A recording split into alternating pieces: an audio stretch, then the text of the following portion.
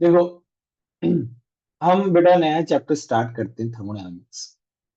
बेटा थर्मोडायनामिक्स थोड़ा बड़ा चैप्टर है, और बड़ा चैप्टर है, थोड़ा कनेक्शन, बहुत ज्यादा चीजें हैं, तो it might be little complicated, but इतना ज्यादा भी नहीं है कि आप कर नहीं सकते हो। आप थोड़ा प्रैक्टिस करोगे, टाइम टू टाइम चीजें पढ़ोगे, तो इतना मुश्किल नहीं है। मतलब जैसे आज जो लेक्चर पढ़ाया गया, आप तुरंत पढ़ लिया, उसके क्वेश्चंस कर लिए, है ना? बस हो जाएगा बेटा। उसके अलावा मतलब बहुत ज्यादा डिफिकल्ट तो नहीं है, बस ये है कि कुछ कुछ एडवांस के क्वेश्चंस थोड़े ज्यादा कॉम्प्लिकेटेड हो सकते हैं, कैलकुलेशंस वगैरह बहुत सारी हो सकती है। तो डरना नहीं है अपने को, और ऐसा कुछ नहीं है कि ये चैप्टर हो ही नहीं सकता है, आराम से हो सकता है। और ये फिजिक्स में भी आएगा थर्मोडायनेमिक्स, तो वापस से हो जाएगा, और फिर थर्मोडायनेमिक्स अच्छा हो जाता है, इतना कुछ प्रॉब्लम नहीं आती। सर ये ठीक है। फिजिकल का पार्ट है, राइट? यस, फिजिकल का पार्ट है, तो आपको टाइम टू टाइम इसको पढ़ना पड़ेगा। मतलब हर क्लास के बाद आपको रिवाइज करके आना पड़ेगा। जैसे नेक्स्ट क्लास होगी तो ये रिवाइज करके आओगे, उससे नेक्स्ट क्लास होगी तो पिछली दो क्लास का रिवाइज करके आओगे, तो थोड़ा बना रहेगा चीजें। तो क्लास में अगर एक बार अच्छे समझ में आ गया आप, और फिर घर जाके क्वेश्चंस कर लिए, तो फिर आराम से हो जाएगा। ठीक है। तो थर्मोडायनेमिक्स का मतलब क्या है? थर्मो का मतलब हीट है, डायनेमिक का मतलब क्या है बेटा? मतलब घूम रही है एक तरीके से। तो branch of science that concern with heat and its relation to energy और वर्क। हम हीट का रिलेशन एनर्जी और वर्क की तरफ देख रहे हैं, कि जो हमारा थर्मो मतलब जो हमारा हीट है, वो किधर किस तरफ ट्रांसफर हो रहा है, और किस फॉर्मेट में ट्रांसफर हो रहा है, वो हमें जानना है बेटा। ओवरऑल हम एनर्जीज के बारे में पढ़ने वाले हैं। नाउ थर्मोडायनेमिक्स जो है, it establishes quantitative relationship.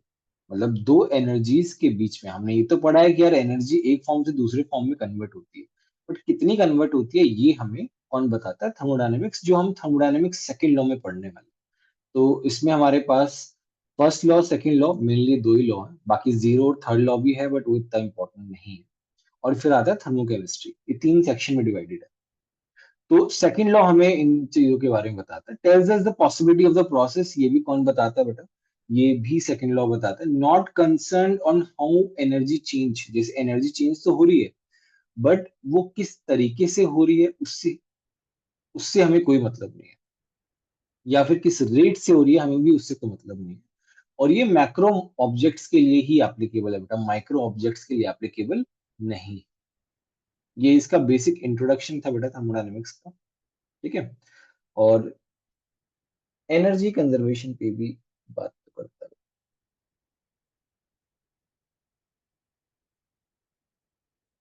First law जो है एनर्जी कंजर्वेशन के लिए, तो फटाफट ही लिख लो बच्चों।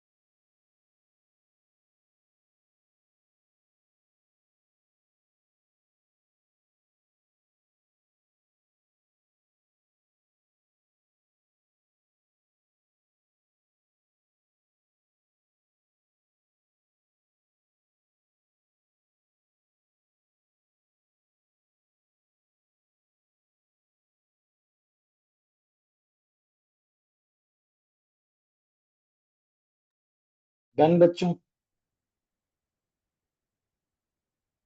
2 मिनट।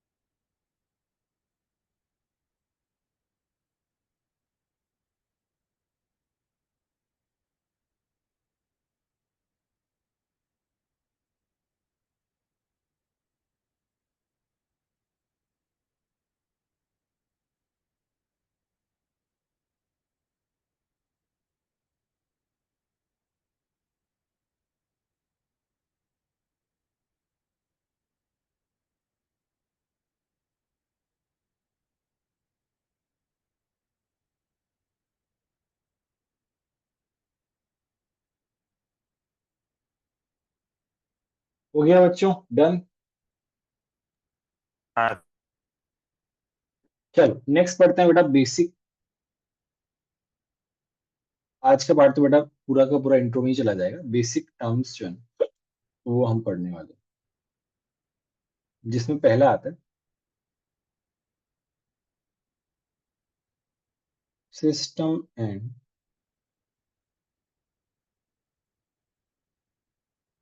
सराउंडिंग्स। ठीक है, जैसे ये है,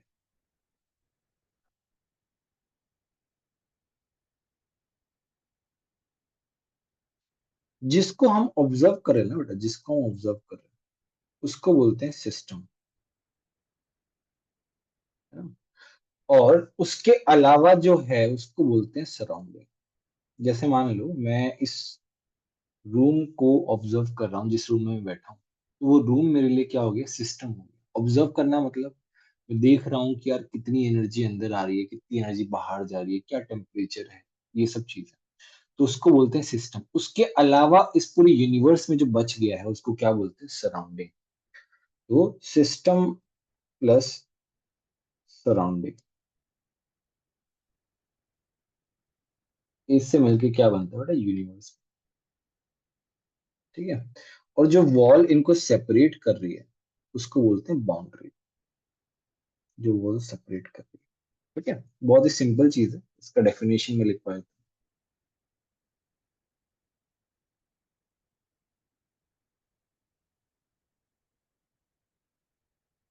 The system specified portion of matter under study separated from rest of the universe with a boundary surface. Surrounding क्या है, rest of the universe that might be in position to exchange energy and matter with the system. दोनों के बीच में क्या होता है बेटा, exchange, energy exchange होती है।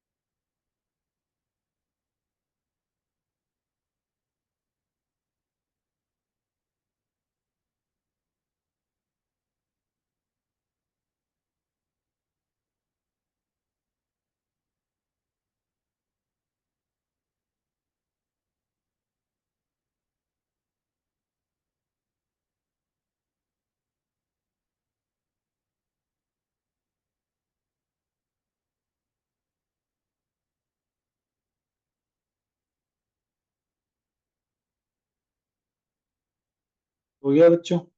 नहीं सर।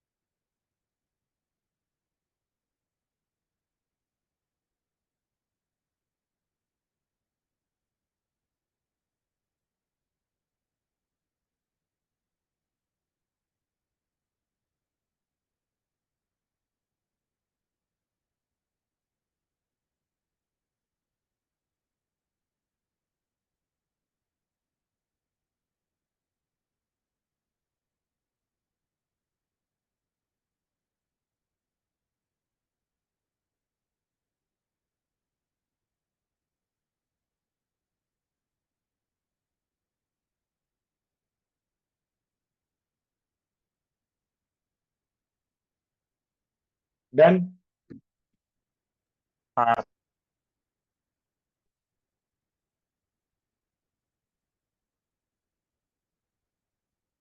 Yes sir.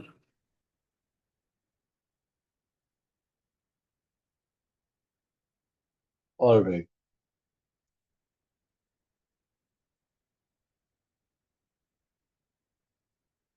नेक्स्ट आता है बेटा टाइप्स ऑफ सिस्टम।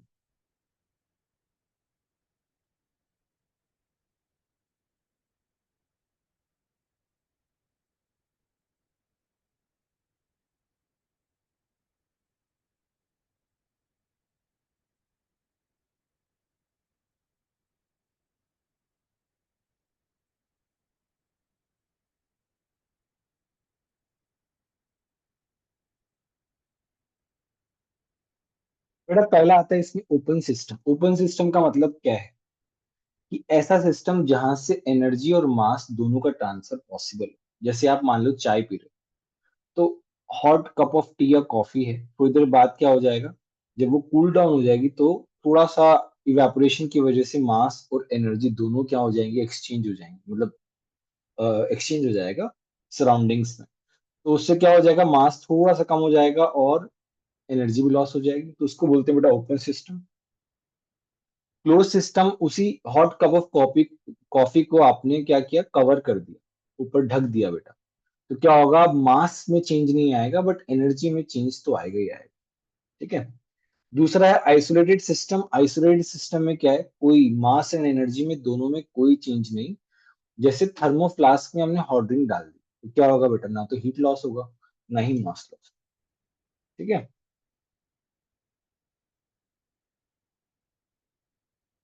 समझ में आया बेटा, बहुत सिंपल पार्ट है। Yes sir.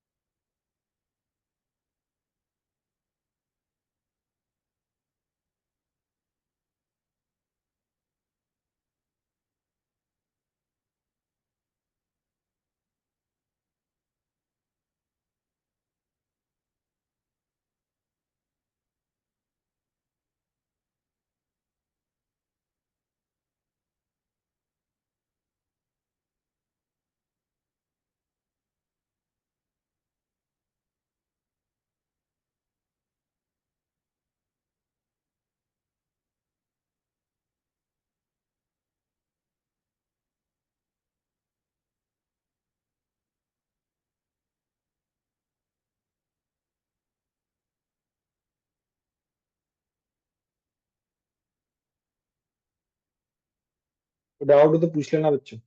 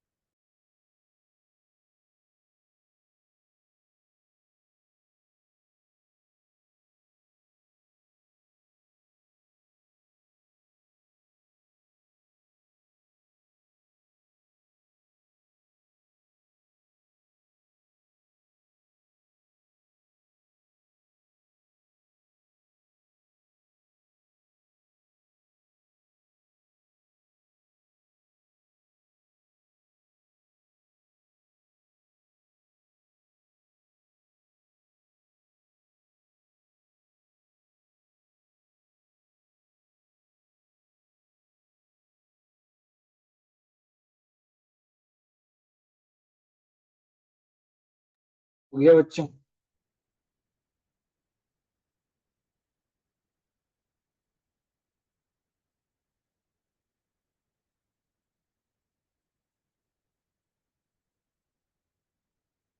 देख लिया आइसोलेटेड सिस्टम, समझ में आया सभी को? बहुत इजी है वैसे। Yes sir. ऑलराइट, आगे बढ़ते हैं बच्चों। सर आप एक सेकंड क्लोज सिस्टम का एग्जांपल दिखा सकते हैं? हाँ, covered cup, yes okay, thank you.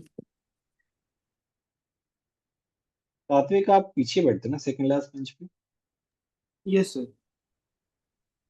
याद रखना, आपकी आवाज पहचान में आ रही है। Anyway, extensive and intensive properties बेटा, इसके बारे में बात कर लेते हैं।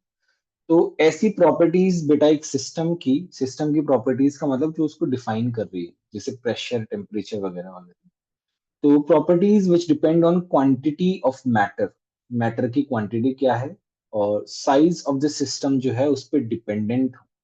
जैसे मास है बेटा, ऑब्वियसली मास से डायरेक्टली पता चल रहा है क्वांटिटी पे डिपेंडेंट है। मोल्स है, वॉल्यूम है, एनर्जी है।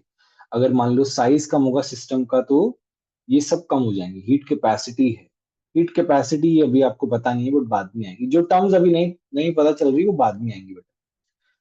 एंथैल्पी है, गिब्स एनर्जी है, एंट्रोपी है, ये सब बाद में आएगा। जैसे इसको समझने के लिए अपन एक काम करते हैं। ये हमारा एक रूम है। इस रूम में अगर हम इसको हाफ पार्ट में डिवाइड कर दें, ये बेटा हाफ पार्ट में डिवाइड कर दिया, तो मास क्या हो जाएगा बेटा? हाफ हो जाएगा। इसका मतलब अगर मास हाफ हो गया है तो मास क्या है? एक्सटेंसिव प्रॉपर्टी है। इंटेंसिव प्रॉपर्टी जो मास और साइज पे इंडिपेंडेंट रहे। ठीक है, तो मोल्स भी क्या हो जाएंगे? हाफ हो जाएंगे बेटा। एनर्जी भी हाफ हो जाएगी, वॉल्यूम भी हाफ हो जाएगा, बट प्रेशर, टेम्परेचर, डेंसिटी क्या रहेंगे? सेम रहेंगे, अगर हमने हाफ कर भी दिया। ठीक है, तो properties which don't depend on quantity of matter और साइज ऑफ सिस्टम, जैसे मूलर हीट कैपेसिटी थोड़ी टाइम बाद में पढ़ेंगे। रिफ्रैक्टिव इंडेक्स से फर्क नहीं पड़ता बेटा। ईएमएफ, इलेक्ट्रोमोटिव फोर्स भी नहीं होता। आपको इलेक्ट्रोमोटिव फोर्स पढ़ा है क्या बेटा? नहीं सर, अभी तक नहीं। नहीं सर। ओके, फिजिक्स में आएगा ये। मोल फ्रैक्शन हो गया, जैसे मोल फ्रैक्शन पे डिपेंड ही नहीं करता इन सब चीजों पर। नॉर्मेलिटी हो गया, टेम्परेचर हो गया, एक्सेट्रा। ये सारे के सारे प्रॉपर्टीज जो हैं they are independent of the size. यहाँ पे छोटा सा पार्ट हो रहा है, ratio of two extensive properties is intensive, बहुत इंपॉर्टेंट। जैसे मास अपॉन वॉल्यूम। मास क्या है बेटा? बोलो। एक्सटेंसिव है। ये भी क्या एक्सटेंसिव? ये रेशियो क्या होता है? लो, डेंसिटी। ये क्या होता है? इंटेंसिव।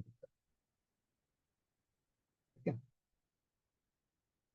दूसरा, जैसे मैं हीट कैपेसिटी बाद में अपन डिफाइन करेंगे, मैं बस एक छोटा सा एग्जांपल देता हूँ। हीट कैपेसिटी जैसे सी हो गया। ठीक है, मोलर हीट कैपेसिटी जो है ये क्या है बेटा? एक्सटेंसिव है। ठीक है, मोलर हीट कैपेसिटी जो है वो हो गया हीट कैपेसिटी बाय मोल्स। ये भी क्या एक्सटेंसिव है? ये भी क्या एक्सटेंसिव है? तो ये क्या हो गया? बोलो। इंटेंसिव। ऐसा होता है, दो एक्सटेंसिव प्रॉपर्टीज का रेशियो क्या होता है? इंटेंसिव। ये एक मतलब ऑब्जर्वेशन टाइप का है। सर मोल फ्रैक्शन का भी एग्जांपल दे सकते हैं ना? यस बेटा, मोल फ्रैक्शन का भी राइट इट डाउन।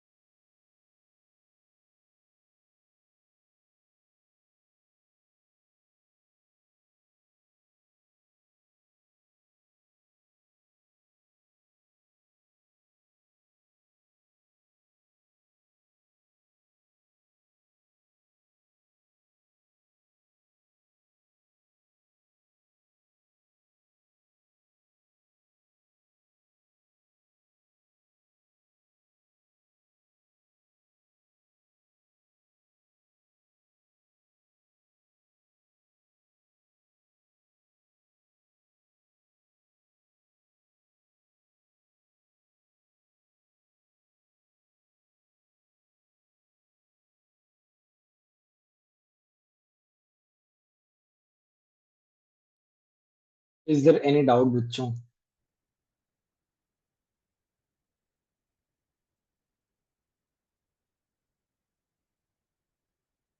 अभी तो खैर बहुत इजी पार्ट चल रहा है, फिर भी किसी को डाउट हो बच्चों पूछ लेना, बट इनसे क्वेश्चंस आते हैं बेटा। एक्सटेंसिव एंड इंटेंसिव प्रॉपर्टीज से जेई में, जे एडवांस में, जेई मेंस में क्वेश्चंस आए हुए हैं। इनके एग्जांपल्स बेटा बहुत इंपॉर्टेंट है, ध्यान रखना आपके एग्जाम में अभी जो होने वाला बीटेक उसमें 100% क्वेश्चन आएगा बेटा एक्सटेंसिव एंड इंटेंसिव।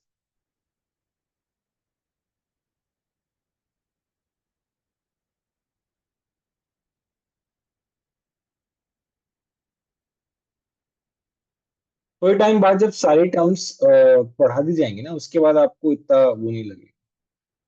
एनर्जीज की सारी टर्म्स जो है एक्सटेंसिव होती हैं, जहां पे भी मूलर लग गया वो क्या हो गया, वो इंटेंसिव हो गया।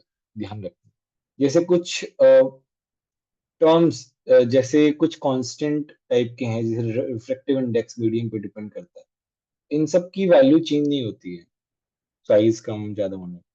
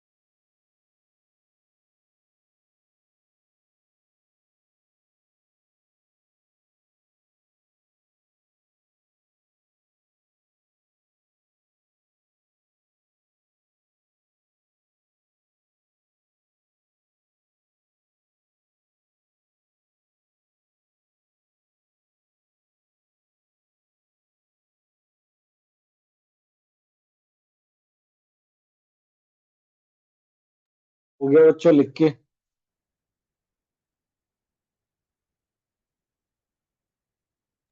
Yes sir. ऑलराइट।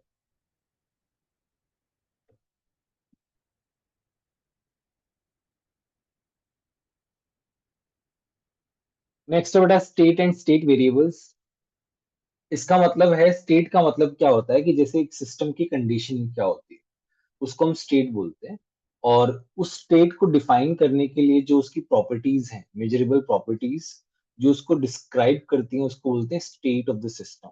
जैसे स्टेट वन है बेटा, जिसका प्रेशर है P1, वॉल्यूम है V1, टेम्परेचर है T1, E1, ये सब, ये स्टेट वन है। ये कुछ टाइम बाद लेट्स से स्टेट टू हो गई। तो इन ये जो प्रॉपर्टीज हैं, प्रेशर, वॉल्यूम, एनर्जी, टेम्परेचर, ये सब क्या बोलते हैं, स्टेट वेरिएबल्स बोलते हैं बेटा। ठीक है। और स्टेट क्या होता है, उसकी जो कंडीशन होती है। समझ में आया कि नहीं है, पहले तो ये बताओ। हाँ सर। सर कंडीशन मतलब उसकी प्रॉपर्टीज। मतलब जैसे मान लो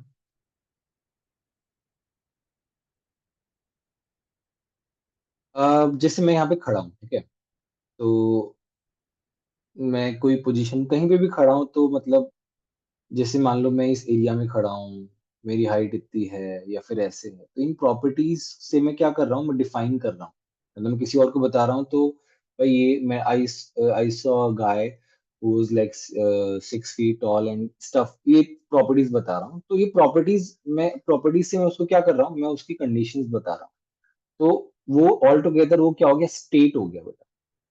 और वो स्टेट बताने के लिए मैं क्या क्या प्रॉपर्टीज बताता हूँ, those are called state variables.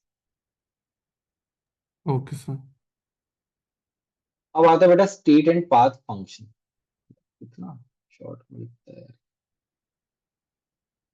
तो स्टेट फंक्शन क्या होता है बेटा, स्टेट फंक्शन का बहुत सिंपल है, वो इनिशियल एंड फाइनल स्टेट पे ही डिपेंड करता है।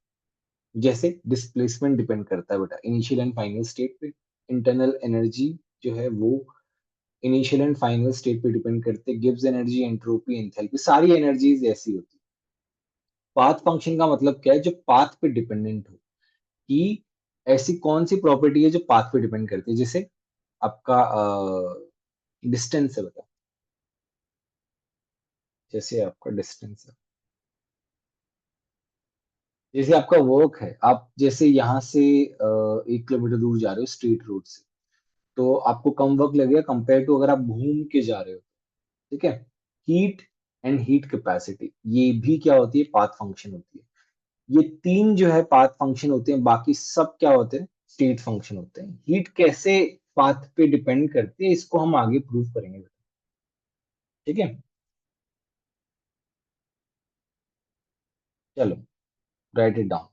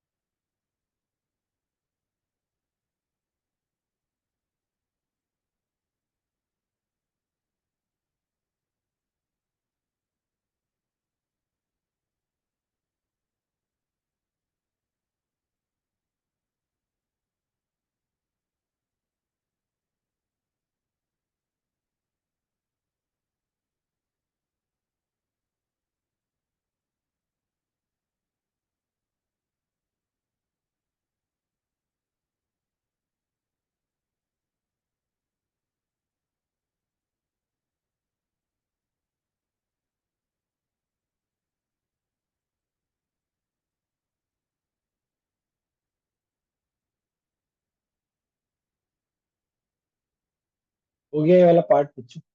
Yes sir. अच्छा, हीट को वैसे भी समझ सकते हैं, मतलब टेक्निकली हम आगे प्रूव करेंगे, बट आप वैसे भी तो समझ सकते हो बेटा हीट पाथ फंक्शन। जैसे मान लो हम कोई एक, जैसे पानी को हम बॉईल कर रहे हैं बेटा, तो पानी को हम गैस से बॉईल कर रहे हैं बहुत ही हाई फ्लेम पे, तो जल्दी गर्म हो जाएगा। अगर हम लो फ्लेम से गर्म करेंगे तो क्या होगा, थोड़ा आराम से गर्म होगा। तो पाथ पे डिपेंड तो कर रहा है। सर मतलब वो ऐसा होता है ना वो कि मेटल रॉड है उसके ऊपर हमने वैक्स के हेल्प से नील्स लगाए, फिर हीट किया एक साइड से, तो जितना जैसे जैसे हीट आगे जाएगा वैसे वैसे नील्स गिरेंगे। यस, वो भी एग्जाम्पल बोल सकते सही है क्या? हैं नील्स गिरेंगे। यार वो अटैच किया तो ना वैक्स के हेल्प से रॉड को। नहीं, बट वो पाथ फंक्शन कैसे हो गया वहां के हेल्प से? मतलब एक साइड पे हीट कर रहे हो तो जैसे जैसे वो आगे जाएगा, मतलब तो धीरे धीरे एक पाथ में जाता है ना हीट। हम्म, हम वैसे नहीं कह रहे बेटा, ये तो हम ये कह रहे हैं कि अलग अलग तरीके से अगर हम हीट करेंगे तो डिपेंड करेगा, मतलब क्या चेंज आ रहा है, वो अलग अलग चेंज हो सकता ओके सर। सर स्टेट और पार्ट फंक्शन वापस एक बार बता सकते हो क्या? है। स्टेट फंक्शन वो होता है बेटा जो इनिशियल और फाइनल स्टेट पे ही डिपेंडेंट करे, पाथ पे डिपेंड ही ना करे। जैसे आपका डिस्प्लेसमेंट है बेटा, उससे फर्क नहीं पड़ता कि आप बीच में क्या घूम के गए, वो ओनली लास्ट, मतलब इनिशियल और फाइनल पे ही डिपेंड करता ओके। है। बट आपका पाथ फंक्शन पाथ पे डिपेंड करता है, जैसे वर्क है बेटा, डिस्टेंस है, डिस्टेंस बहुत ही बढ़िया एग्जांपल है। हीट किससे होगा लेकिन एग्जांपल? अभी तो बताया बेटा, आप जैसे पानी गर्म कर रहे हाँ। हो, आप अलग अलग तरीकों से गर्म कर रहे हो, ठीक है? ओके। जैसे मान लो आप एक कंटेनर में आपने 1 लीटर वाटर लिया, हाँ। आपने बहुत ही हाई फ्लेम वाला जो बर्नर था उससे आपने गर्म किया, तो क्या होगा, जल्दी गर्म हो जाएगा। हाँ। वहीं आपने बहुत ही ऐसे लो फ्लेम वाले बर्नर से किया, तो क्या हो जाएगा, टाइम लगेगा। हाँ धीरे से हो जाएगा। तो डिपेंड किस पे कर रहा है, पाथ कैसे जा रहा है। बात ओके।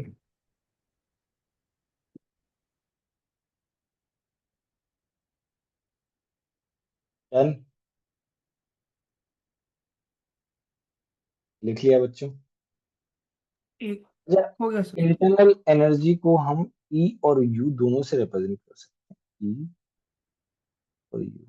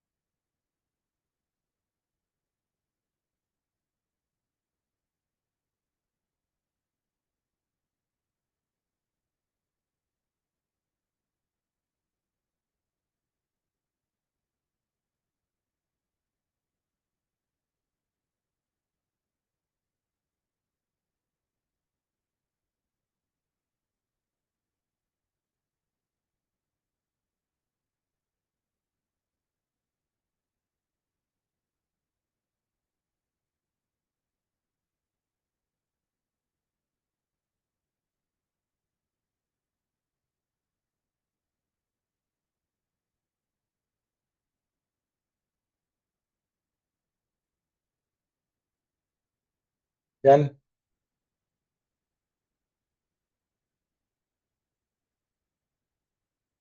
नेक्स्ट आ रहा बेटा हीट। अच्छा, हीट क्या होता है? It is a form of energy which flows from one system to another due to temperature difference. Temperature difference की वजह से क्या होता है, एक सिस्टम से दूसरे सिस्टम में फ्लो करती है। अच्छा, इसमें टर्मिनोलॉजीज देख लेते हैं, जैसे क्यू ग्रेटर देन जीरो है बेटा, इसका मतलब है हीट अब्सॉर्ब हुई है फ्रॉम सराउंडिंग, सराउंडिंग से क्या हुआ है, अब्सॉर्ब हुआ है।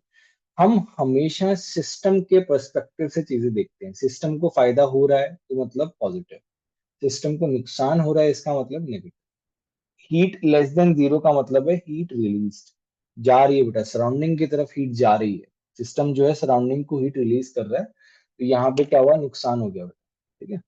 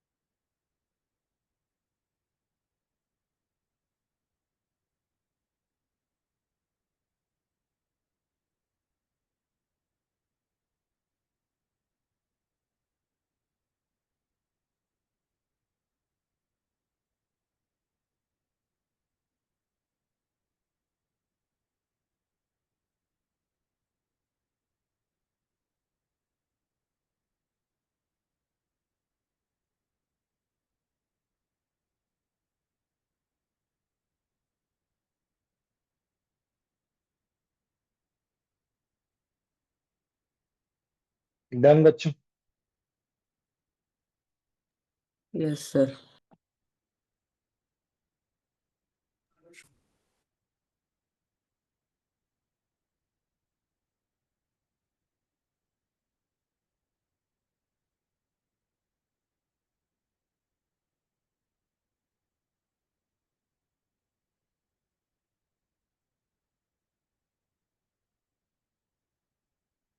नेक्स्ट आता है बेटा वर्क। अच्छा, वर्क का मतलब क्या है? Mode of transfer of energy to और from system with reference to surrounding. तरीका है बेटा, एक तरीके से। जैसे मान लो कि अम, एक जैसे हम कोई भी चीज उठा रहे हैं, जैसे 5 किलो का एक बैग है, मैं उठा रहा हूँ, तो मैं क्या कर रहा हूँ बेटा? वर्क कर रहा हूँ। उस बैग जो है उसको उठा रहा हूँ, तो मैं एनर्जी जो है, एनर्जी यूज करके क्या कर रहा हूँ? उसको ऊपर उठा रहा हूँ। तो वो mode of transfer of energy है बेटा, वो from system with reference to surrounding. जैसे मैं अभी इसके बारे में पढ़ेंगे। इसमें दो टर्मिनोलॉजीज हैं जो बहुत इंपॉर्टेंट है ना, ये वाला पार्ट।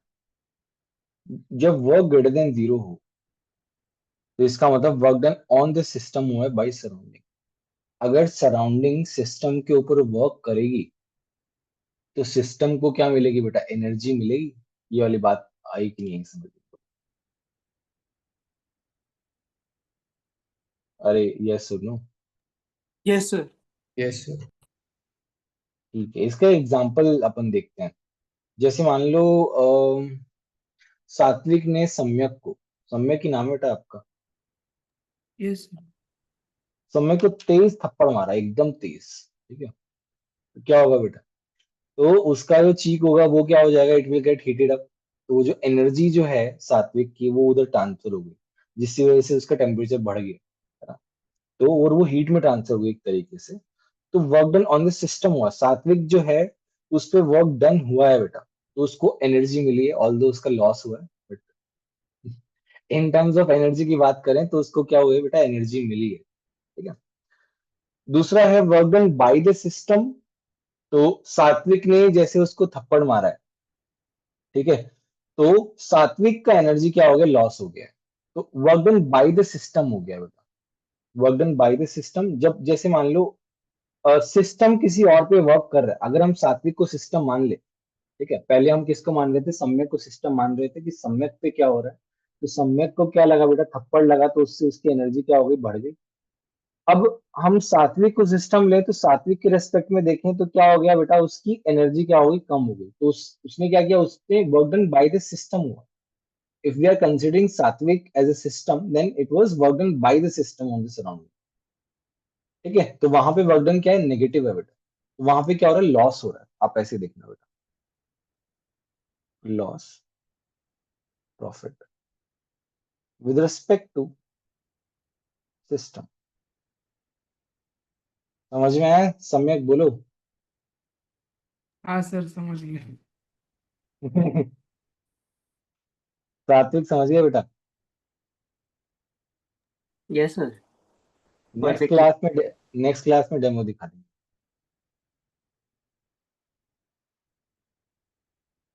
चलो, वर्क जो है दो टाइप से होता है, प्रेशर वॉल्यूम वर्क और नॉन पीवी वर्क।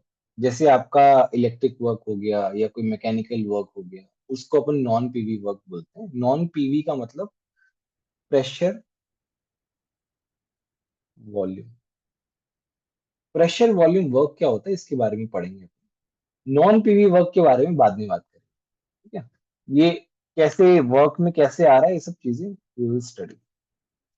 जैसे एक छोटा सा एग्जांपल है बेटा, एक कंटेनर है, उसमें पिस्टन लगा हुआ है, यहाँ पे गैस है, ऊपर क्या है बेटा, पी एक्सटर्नल है, मतलब एटमॉस्फेरिक प्रेशर लग रहा है, नीचे पी गैस है। हम बोल रहे हैं कि पी गैस ज्यादा है तो पिस्टन क्या हो जाएगा बेटा, ऊपर जाएगा, तो गैस क्या हो रही है बेटा, एक्सपैंड हो रही है। गैस क्या हो रही है बेटा, एक्सपैंड हो रही है। तो यहाँ पे गैस क्या कर रही है, सराउंडिंग पे वर्क कर रही है, तो अपन क्या लिखेंगे, वर्क डन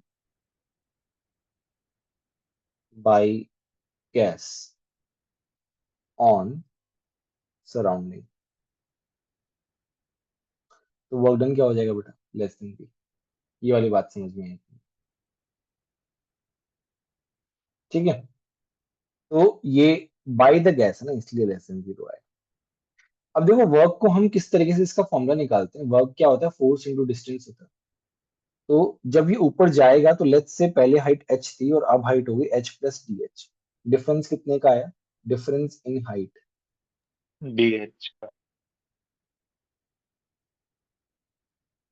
ठीक है।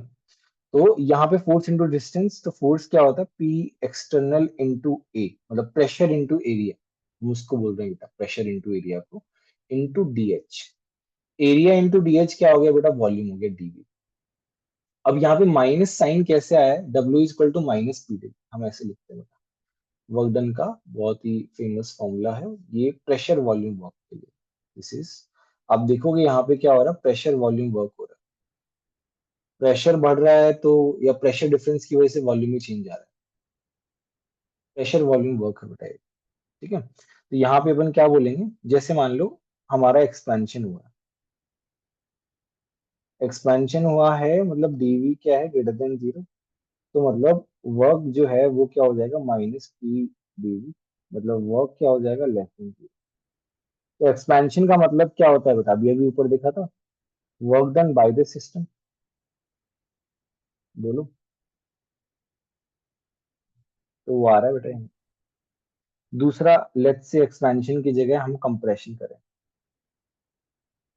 कंप्रेशन में क्या होगा, DV will be less than zero, मतलब work will be positive. Work positive का मतलब क्या है, work done on the system. On the system का एग्जांपल क्या है, जैसे हमारे पास पिस्टन लगा हुआ है, यहाँ पे गैस है बेटा, यहाँ पे पी एक्सटर्नल लग रहा है, यहाँ पे पी गैस लग रहा है। तो हम बोल रहे हैं कि if P external is more than P gas, उसमें क्या होगा बेटा, कंप्रेशन होगा। समझ में आया कि नहीं आया, चलिए, कोई डाउट हो तो बच्चे पूछ लेना।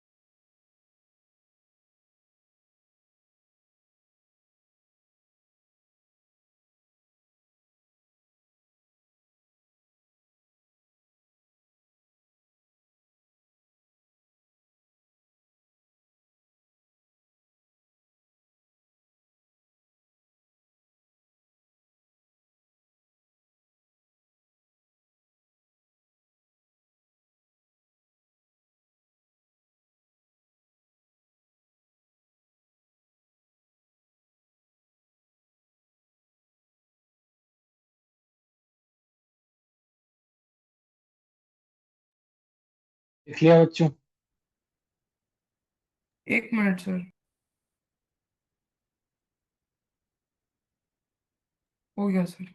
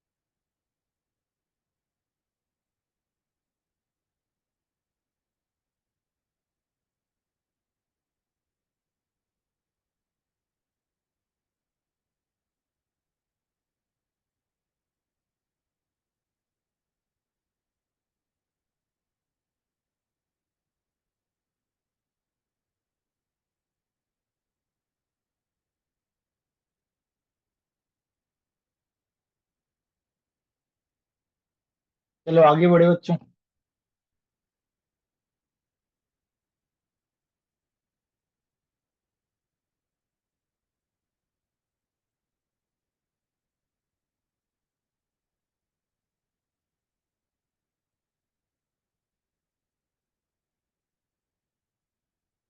नेक्स्ट आता है बेटा रिवर्सिबल और इरिवर्सिबल प्रोसेस। इसका मतलब क्या होता है बेटा? रिवर्सिबल प्रोसेस जो है वो बहुत ही ज्यादा स्लो प्रोसेस होती है, जिसमें हम इनफाइनेटिसिमली स्लो प्रोसेस बोलते हैं, मतलब बहुत ही धीरे धीरे। इसका एग्जांपल हम ले रहे हैं। जैसे आपके पास क्या नहीं पिस्टन है, यहाँ पे मैंने क्या किया, बहुत सारी सैंड पार्टिकल्स हैं। यहाँ पे बेटा गैस है, मैं सैंड का एक पार्टिकल रिमूव कर, व्हाट विल हैपन? आप बोलोगे सर कुछ तो नहीं होगा, बट मैं बहुत ही छोटे टर्म में बात कर रहा हूँ। वन सर वो पार्टिकल रिमूव किया, वॉल्यूम बढ़ जाएगी गैस की। वॉल्यूम बढ़ जाएगा, प्रेशर क्या हो जाएगा, कम हो जाएगा, राइट? तो मैं क्या कर रहा हूं, मैं एक एक सैंड पार्टिकल हटा रहा हूं। लेट्स से पहले प्रेशर पी आई था और वॉल्यूम वी आई था। अभी क्या होगा, प्रेशर में बहुत कम चेंज आया, ना के बराबर, नेग्लिजिबल चेंज। वॉल्यूम में नेग्लिजिबल चेंज, वॉल्यूम बढ़ेगा। एक और पार्टिकल हटाया तो P i minus two d P, V i plus two d V. ऐसे करते करते सारे पार्टिकल्स हटा दिए, तो लास्ट में प्रेशर क्या हो गया, पी फाइनल, वॉल्यूम क्या हो गया, वी फाइनल। ऐसा हो गया बेटा। तो आप देख रहे हो कि बहुत ही छोटे छोटे स्टेप्स की बात कर रहे हैं, और हर एक स्टेप दूसरे स्टेप के साथ क्या इक्विलिब्रियम में है। तो all steps are in equilibrium. आप देखो इक्विलिब्रियम में है बेटा, ये कभी भी इसमें जा सकते, मतलब दोनों के दोनों क्या है, एकदम सिमिलर ही है बेटा, ना मतलब ना के बराबर कोई चेंज आया है। ठीक है? तो occurs when pressure different or temperature different between system and surrounding are infinitesimally small, बहुत कम चेंज हो तब। ठीक है? इसमें लिखा है slow process take infinite number of steps. देखो आप, इनफाइनाइट नंबर ऑफ स्टेप्स लगेंगे आपको फॉर अ फाइनाइट चेंज के लिए। ऐसे प्रोसेस को क्या बोलते हैं बेटा, रिवर्सिबल। रिवर्सिबल में हमें इंटीग्रेशन यूज करना पड़ेगा, क्योंकि हर एक स्टेप का हमें क्या करना पड़ेगा, सम करना पड़ेगा। तो ये होता है integral of minus of P d. मतलब आप इसमें क्या करोगे, P one d V one plus P two d V two ऐसे करोगे, तो उससे अच्छा इंटीग्रेशन ही कर दो। समझ में आया कि नहीं आया रिवर्सिबल? Yes sir. इरिवर्सिबल में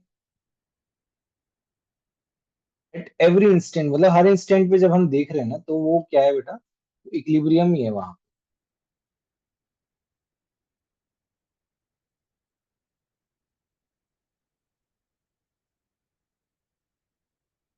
इरिवर्सिबल का मतलब एकदम उल्टा।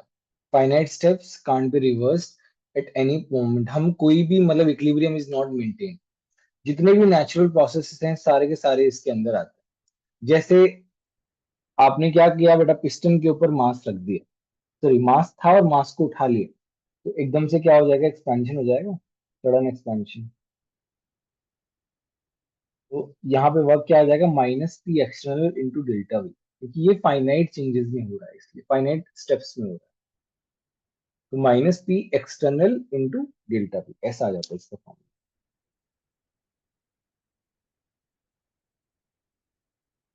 ये ई क्यू एम का मतलब इक्विलिब्रियम।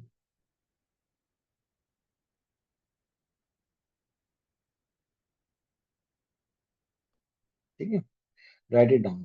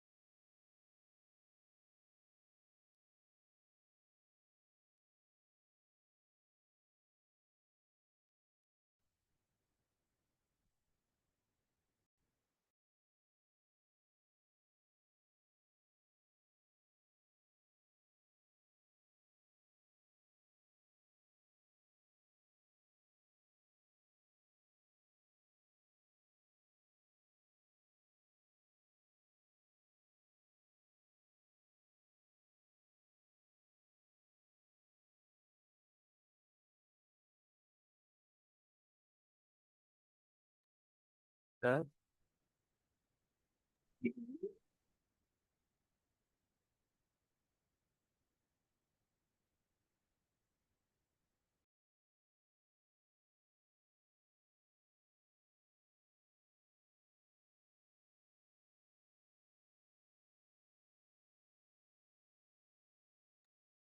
बोलो। तो एग्जांपल सर आवाज आ रहा है हाँ हाँ, बोलो बोलो। सर आपने जो तृतीय से वर्ग एग्जांपल दी यार your voice is breaking actually हमें।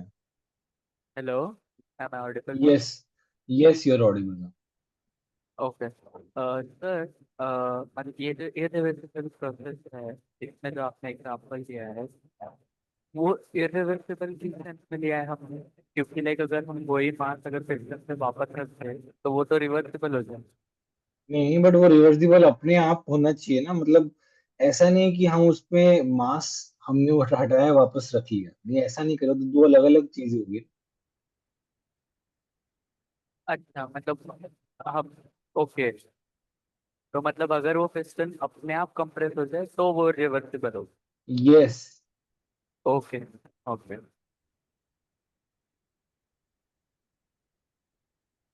लिख लिया बच्चों आप लोगों ने?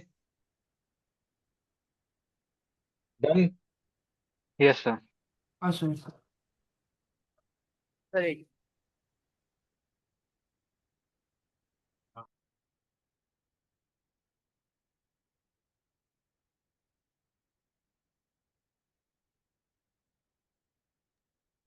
सर हाँ बोलो। इरिवर्सिबल में प्रेशर में कोई चेंज नहीं आएगा क्या? हम एक कांस्टेंट प्रेशर के अगेंस्ट वॉल्यूम चेंज करा रहे हैं, मतलब एक तो प्रेशर। रिवर्सिबल रिवर्सिबल में होता है क्या प्रेशर चेंज? प्रेशर चेंज थोड़ा थोड़ा हो रहा है, बट इसमें प्रेशर का रिलेशन बेटा अपन थोड़ा बाद में समझते हैं।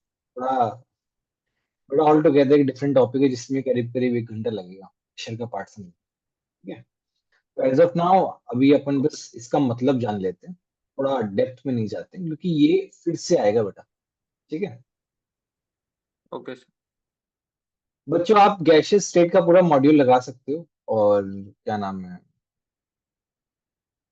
नरेंद्र अवस्थी धन्यवाद। भी कर सकते हो।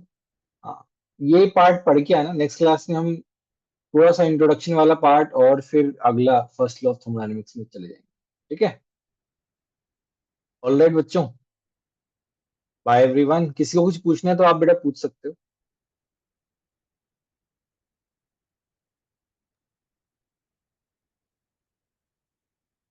Alright then, bye everyone, see you. Bye sir.